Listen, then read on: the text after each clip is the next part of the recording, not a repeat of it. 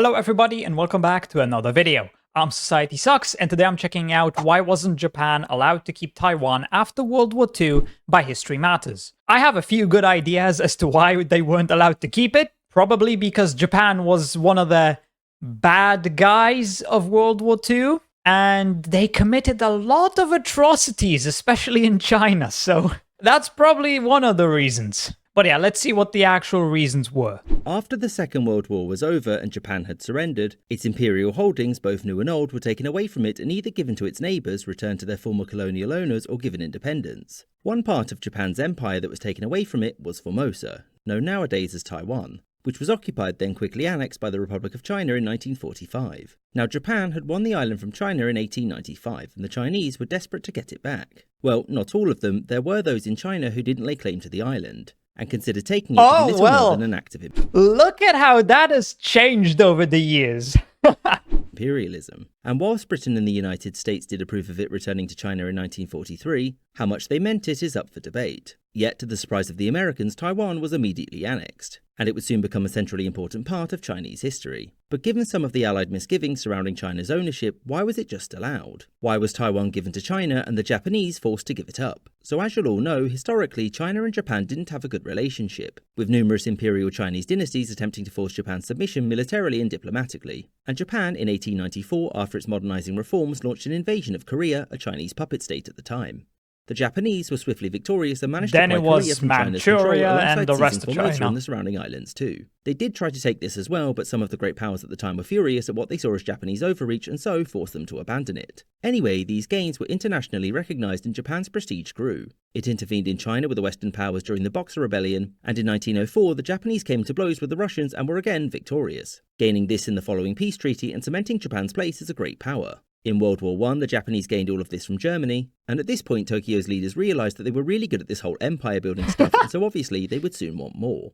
And more they would get, with Japan prying this major chunk of territory from the Republic of China in the 1930s and establishing a puppet state there run by China's last deposed emperor. Now, the two states would magically repair their relationship, and in 1937, war kicked off again. In 1941, to cut down on paperwork, Japan decided to merge this conflict with the ongoing Second World War by attacking the US and Britain. And as you'll all be fully aware, Japan attacking the US, I mean, I get why they did it, but they totally didn't have to do it. They could have at least waited a little bit longer. Maybe things would have gone differently for them.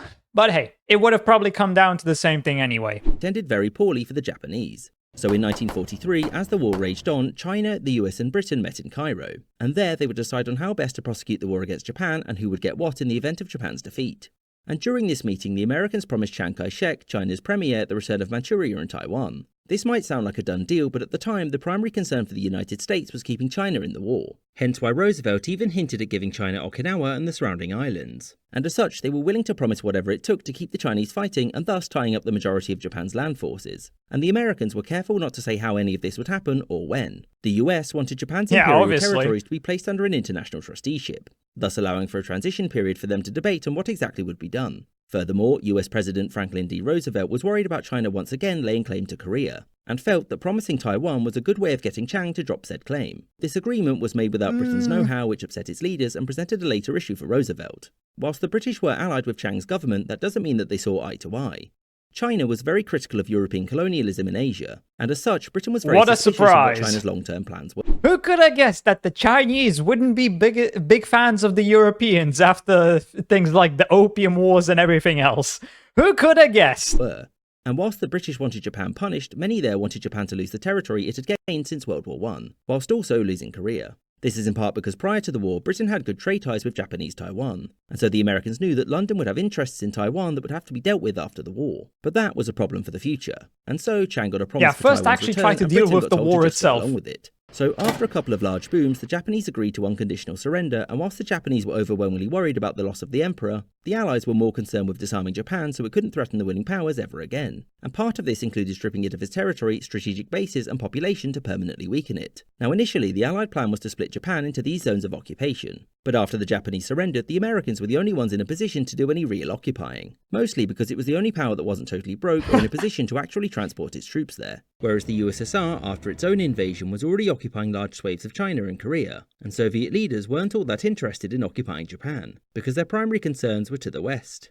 With the war now over and done with, the USA divvied up the rest of It's a good thing the Soviets didn't occupy any parts of Japan, because that would have been a total shit show. Japan's empire into zones of occupation, and Taiwan was placed under Chinese authority. China took over the running of the island 2 months later, and about 5 seconds after arriving, they annexed it. The rest of the Allies were none too pleased about this, which in turn was upsetting to the Chinese because of the previous promises that they'd made. To Britain and the US, though, these promises weren't so clear-cut, and things were now much promises more from the complicated US are very much worthless. Voted out of office, Promises from and any Roosevelt's country are approval held worthless. much less weight ever since he died. This change gave the Allies some room to manoeuvre on what they had intended with their support, and China's quick annexation of the island was seen as destabilising. And this is because the response from many Japanese statesmen was not exactly a happy one. Whilst they knew that China had been promised Taiwan, their hope was that they could convince the Allies to either allow them to remain there or at least make it independent. Nah. Most of these voices came from conservative politicians there, What? and because the Allies blamed them for the war, they were mostly excluded from the running of the place. Exactly, And like, you did all of that stuff, all of those terrible things,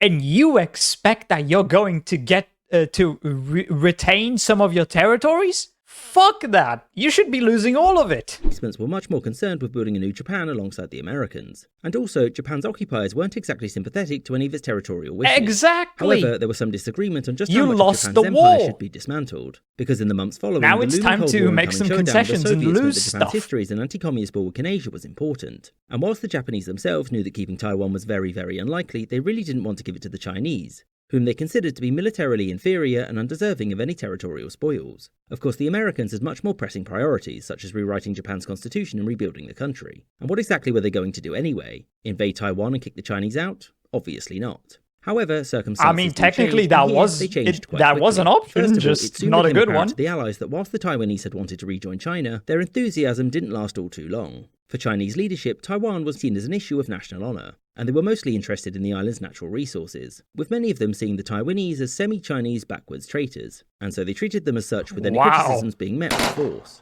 And some in Taiwan had even expressed preference for the Japanese. And I whilst, was of not course, aware Japan of this. hadn't exactly been a benevolent overlord, the Republic of China's Kuomintang party weren't very nice either.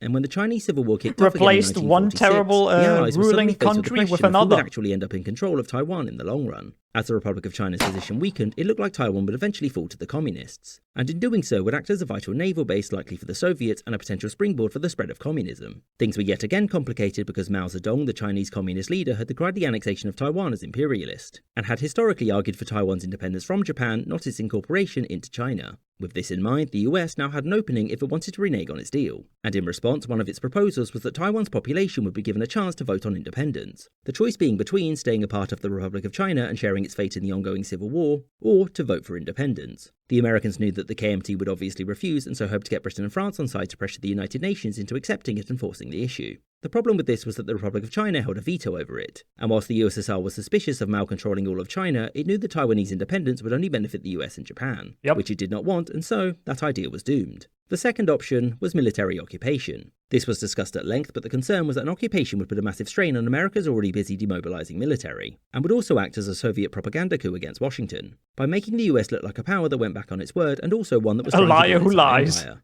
Option number 3. Is a liar who lies technically not somebody who tells the truth, though? Like, a liar who lies is someone who's lying about lying, no? So they're telling the truth. Was to do nothing and hope for the best. And to your inevitable surprise, that is what the US government chose to do. Soon after this, the Republic of China's government fled to Taiwan from the mainland, and in the eyes of many in Washington and Tokyo, it was now essentially an independent state. And when the Korean War kicked off in 1950, Which one's the real China? China or Taiwan? Government there. It also patrolled the seas I mean, between Taiwan and the mainland Taiwan to make sure or that Mao West couldn't Taiwan? invade. As for the Japanese, a politically friendly Taiwan, whose population didn't much care for their new leaders, was seen as a win. The Tokyo government at the time wasn't focused on rearmament like the Americans were pushing for, but instead on economic growth. The Japanese were now in a position where they could trade with Taiwan for the natural resources there it had previously had access to. And with the Civil War essentially at a standstill, Tokyo could now also approach the communists for trade. This was part of a much larger push to have Japan recognised as a reformed power, one which now wanted peace, and it planned to use trade and diplomacy to show that. With respect to Taiwan specifically, it did this when signing the 1951 Treaty of San Francisco, in which Japan renounced its rights to Taiwan, but importantly didn't say to whom, something which worked well for its own foreign policy and that of the treaty's author, the United States. Ah, yes, and Taiwan is still causing issues to this very day, 2026. And it's going to cause issues for a long time.